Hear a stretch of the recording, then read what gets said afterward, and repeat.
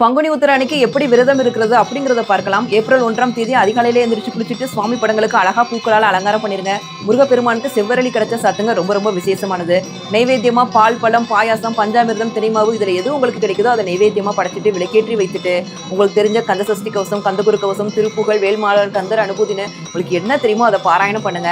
எங்களுக்கு இதுல எதுவுமே படிக்க தெரியாது அப்படின்னா ஓம் சரவண பவாய நமக அப்படிங்கிற மந்திரத்தை 108 தடவை முருகப்பெருமானுக்கு முன்னாடி உட்கார்ந்து மனசார உச்சரிங்க.